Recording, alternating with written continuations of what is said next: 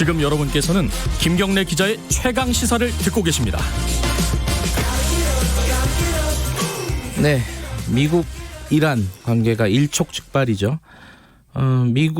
미국이 지금 이란이 만약에 미국에게 복수를 하면은 미국은 쉬운 두 곳을 공격하겠다 이렇게 지금 맞보를 놓고 있고요. 여기에 이란이 지금 핵 합의에서 사실상 탈퇴를 한 상황입니다. 이게 이제 우리가 원유를 이란에게 상당 부분 의존을 하고 있고 미국은 우리의 동맹이고요. 남의 일이 아닙니다. 아산정책연구원 장지향 중동연구센터장 연결해서 관련 얘기 좀 여쭤보겠습니다. 안녕하세요. 네, 안녕하세요. 이게 일단 궁금한 게 원래부터 이제 이란하고 미국하고 계속 티격태격 해왔는데 이 갑자기 이렇게 막 전면전 같은 상황이 된 게 왜 이런 겁니까 이게? 그러니까 트럼프 대통령이 이 이란의 군부의 이 최고 실세이자 이제 공식적으로 사령관인 솔레이마니를 드론으로 그것도 이라크 땅에서 이제 조준 암살, 복사를 시켰죠. 네, 말씀하신 것처럼 그 전까지는 단기적으로 서로 이렇게 탐색전을 벌여가면서 일촉즉발의 위기로 이어질 것 같지는 않았는데요.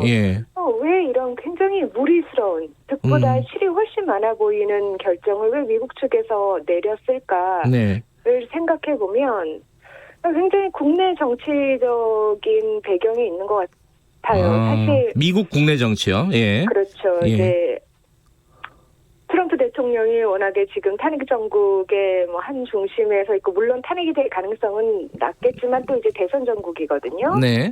그러니까 굉장히 강한 이미지를 부각시키려고 했었던 것인지 그럼에도 불구하고 이제 어쨌든 공식적으로 내세우는 이유는 미국 시민들을 앞으로의 위협에서 자기가 구해냈다라고 했지만 어떤 위협이 있었는지는 모르겠으나 앞으로 미국 시민은 정말 큰 위협에 처한 것 같고 미국뿐만 아니라 동맹 오방국들도 중동 내에서 굉장히 그러니까 예측하기 어려운 불가측성이 높은 무슨 이런 테러 공격이나 아니면은 이 프록시 대리 조직들의 이런 국지전의 위험에 그야말로 노출되어 있는 상황입니다. 그러니까 센터장님 말씀은 미국 국내적인 상황을 고려하지 않으면 이게 해석이 잘 안 된다. 왜 이런 무리수를 뒀는지 일단 미국이 정말 이해가 안 되는 굉장히 비합리적이고 실이 많은 결정이거든요. 트럼프라서 내린 어떤 결정이다 이렇게 볼 수밖에 없겠네요. 거기다가 제가 볼 때는 이 측근인 폼페이오 국무장관 과거 CIA 정보국장이었죠. 이번에는 폼페이오의 계산도 많이 들어간 것 같습니다. 사실 이 솔레이마니 사령관에 대한 제거 작전은 한 10년간 계속 이제 디자인이 되어 왔었거든요. 그러다가 어쨌든 이렇게 암살을 하려고 했을 때 상황이 맞지 않았을 텐서 어쨌든 10년 동안 이루어지지 못했을 텐데 지금 어쨌든 이란 본토도 아니고 이라크고 주변에 민간인도 없었고 그래서 굉장히 무리를 해서 강행을 한 그런 냄새가 많이 납니다. 제가 지금 TV 화면에서 보니까요. 솔레이마니 그 장례식에 테헤란이죠. 테헤란에 있는 광장에 수백만의 인파가 몰렸더라고요. 분위기가 거의 복수하자 이런 구호들도 나왔다고 하고요. 이란이 이렇게 복수, 보복을 외치고 있고 미국은 만약에 그러면 우리는 쉬운 두 개를 타격하겠다. 이러고 이게 전면적으로 갈 가능성이 어느 정도나 될까요? 사실 전면전으로 갈 가능성은 좀 낮아 보입니다. 그래요? 그런데 전면전으로 안 간다라고 해서 그러면은 좋은 소식이냐 그것도 아니거든요. 그래요? 전면전으로 안 가는 이유는 우선 사실 미국에서 계속적으로 우리는 전쟁을 할 의사가 없다라고 하고 이란 역시 미국이라는 최대 강국이랑 전면전을 시작했을 경우 자신들이 얻을 피해가 입을 피해가 더 크기 때문에 전면전은 사실 이란의 옵션이 아닐 것입니다. 대신 이제 기본적으로 군사력이나 경제력이나 여러 힘이 약한 나라들이 힘을 강한 상대로 싸울 때 주로 사용하는 굉장히 비대칭적인 네. 이 전략을 통해서 그러니까 사이버 공격을 한다든지 굉장히 낮은 기술의 이 드론을 이용을 한다든지 사실 그러니까 잃을 것이 훨씬 많은 곳이 즉 위험에 노출되어 있는 쪽이 미국과 그 우방국들이거든요. 네. 그렇기 때문에 이제 게다가 이 솔레이마니가 지난 10년 동안 해놓은 게 이 중동 전역에 이 이란의 프록시들을 많이 육성을 시켜놨어요. 친이란 민병파들요. 아하. 예, 시리아, 이라크, 예멘, 레바논, 뭐 가자지구에 지금 솔레이마니 사령관의 복수를 다짐하겠다라고 하는 조직들이 지금 뭐 거의 준비 완료 태세이거든요. 네. 그랬을 경우 전면전은 아니지만 이 동시다발적으로 중동 전역에서 굉장히 지리하게 소규모의 국지전들이 마구 발생할 가능성이 높습니다. 아, 전면전보다는 소규모의 국지전이 다발적으로 일어날 가능성이 높다. 이런 말씀이시네요. 네네. 근데 지금 이제 핵 합의에서 탈퇴하겠다고 또 선언을 했어요. 이거는 뭐 어떻게 봐야 돼요, 이거는?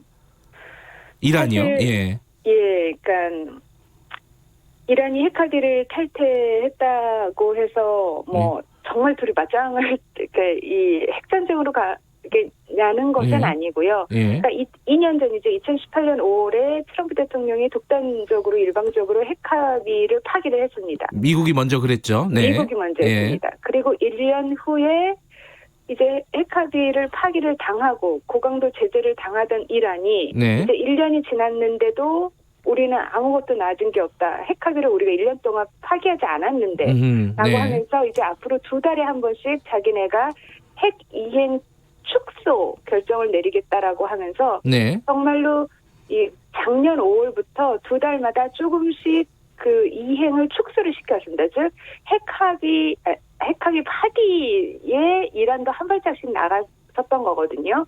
네. 그러다가 지금 이 솔레이마니 암살 사건이 기폭제가 돼서 드디어 5단계로 오면서 우리도 핵합의 파기하겠다 얘기를 한 거죠. 지금 이제 이 상황을 놓고 우리랑 연관된 게 뭐 한 2가지 정도 생각이 되는데 먼저 일단은 파병을 우리가 하려고 좀 준비하고 있었잖아요. 호르무즈 해협에. 그렇죠. 이거는 우리 어떻게 해야 되는 겁니까? 이게 좀 고민이 많아지겠어요, 우리 정부도. 고민이 굉장히 많아졌습니다. 사실 이 사건만 없었어도 처음에 말씀드렸듯이 이게 장기 탐색전으로 가면서 우리가 파병을 했을 때 제일 걱정되는 것이 우리 군대가 이 공격을 당하지 않을까 내지는 이란과 사이가 안 좋아지지 않을까라는 거였는데 사실 이 전까지만 해도 이 2가지에 대한 우려가 조금씩 낮아지고 있었거든요. 그런데 이번 1월 3일 사건을 계기로 앞으로 만약에 파병에 대한 압박이 당연히 높아질 텐데 그럴 경우 우리 부대와 우리 이제 병사들이 위험에 처할 가능성이 더 높아졌고 그리고 이란과의 이 협력 관계도 굉장히 뭐 안 좋게 가겠죠. 왜냐하면 지금 이란 내에는 그래도 이렇게 너무 강경한 반응을 하지 말자라는 세력들도 분명히 있거든요.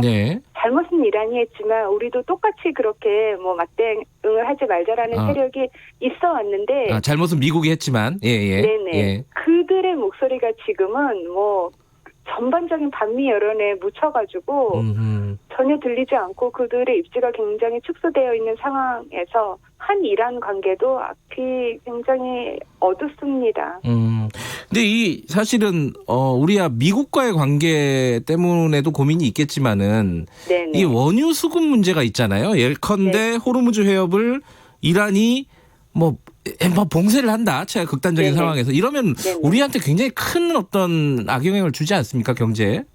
굉장히 큰 악영향을 주죠. 이 호르무즈 해협이 전 세계 원유 수급량의 30%, 우리 원유 수급량의 70%를 도맡고 있는 굉장히 전략적인 통로이거든요. 뭐 우리 경제뿐만 아니라 전 세계 경제가 또 뭐 유가 폭등, 유가 시장 불안정으로 바로 이어지겠죠. 그러면은 지금 미국하고 이란하고 어떤 협상이라든가 이렇게 약간 유화적인 국면으로 갈 가능성이 어느 정도나 됩니까? 지금 당장은 가능성이 굉장히 낮아요. 낮아요. 예, 왜냐하면은 그러니까 둘 다 그러니까 이 양국의 지도층에서 내지는 이 위정자들이 하고 싶을 때지만 자신들의 국내 청중들이 또 원하는 것이 있기 때문에 그들을 생각해서는 바로 그렇게 이제 다시 협상의 모드로 가는 모습은 최대한 지금은 안 보여주려고 할 테고요. 그럼에도 불구하고 지금 중동 내에 미국의 동맹 우방국들마저 너무나 걱정이 많기 때문에 그들이 중재자로 나설 가능성은 하지만 빠른 시일 내는 아니고 있습니다. 대선 전에는 뭐 어떤 협상의 움직임이 나오기는 쉽진 않겠네요. 그렇겠죠. 있더라도 굉장히 쉬쉬하면서 늦게 진행이 될 것 같습니다. 느린 속도로. 근데 또 한 가지 좀 이게 이렇게 해석할 수 있는지는 모르겠는데 북한 입장에서요. 이번에 이제 사실은 요인을 암살한 거잖아요. 이 미국이 사실상. 근데 북한 입장에서 야 이거 우리도 이럴 수 있는 거 아니냐 이렇게 그런 식으로 위협적으로 받아들일 가능성이 있지 않겠어요? 뭐 가능성이 없지 않겠죠. 사실 저는 중동을 전공하는 사람인데 항상 끝이 그래서 북한에 주는 함의가 무엇이냐고 그렇죠. 그러시면 저는 이게 약간 아전인수 아닌가라는 생각이 들지만 그럼에도 불구하고 뭐 한 번도 의지를 생각 안 할 수가 없으니까 그러니까요. 머리를 쥐어짜 보자면 뭐 겁이 났겠죠. 그리고 트럼프가 굉장히 정말 즉자적인 결정을 내리고 나름 강한 레드라인을 갖고 있는 사람이구나라는 생각이 들겠죠. 알겠습니다. 이게 앞으로 장기간 적어도 대선 전까 미국 대선 전까지는 이런 상황이 일촉즉발의 상황이 계속될 것 같다. 전면전까지는 갈 가능성은 낮지만 그죠? 예, 알겠습니다. 우리도 뭐 대비를 좀 많이 해야 될 것 같습니다. 여기까지 듣겠습니다. 맞습니다. 고맙습니다. 예, 감사합니다. 아산정책연구원 장지향 중동연구센터장이었습니다.